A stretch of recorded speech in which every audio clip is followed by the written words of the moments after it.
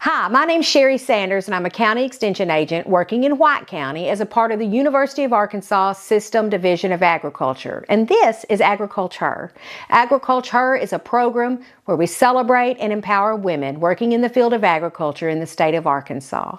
This month's guest and feature is Cindy Emfinger. We're located right here in White County, and Cindy and her husband own Nicholson Farms. And this is Cindy's story. We are just west of Searcy, off Highway 36 West. My husband and I have a cow-calf operation with polled Herefords, the gentle breed, because we don't want anything crazy. We're a little bit old, and we just want something gentle and a good product. We sell bulls, four-herd bulls, and we also sometimes sell heifers to producers that might want to increase their herd. I was born in Little Rock, Arkansas, but have lived in this area the majority of my life. I lived in Searcy for 1 year. Otherwise, I've lived out in the country all my life. My parents and grandparents own this farm. The original owners in the family were my great-grandparents.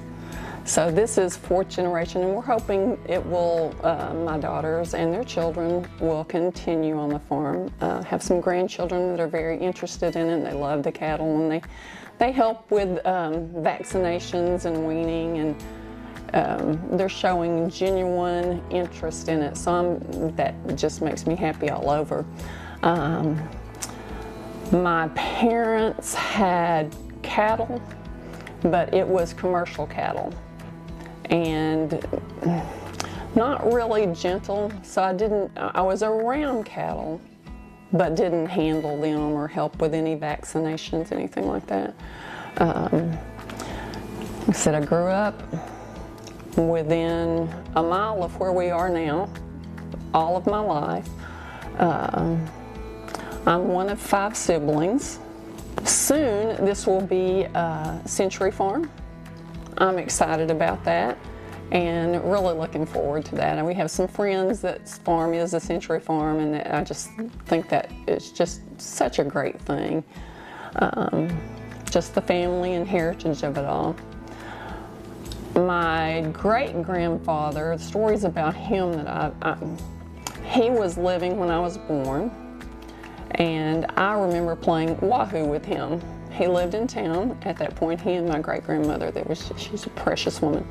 But we played Wahoo. But the stories about him were, if he had had a chainsaw, there wouldn't have been a tree on this farm. He used a crosscut saw and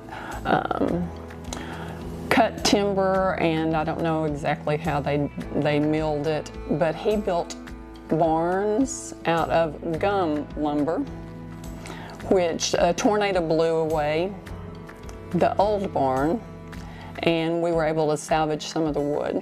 But that's actually how Clint and I got into the cattle business.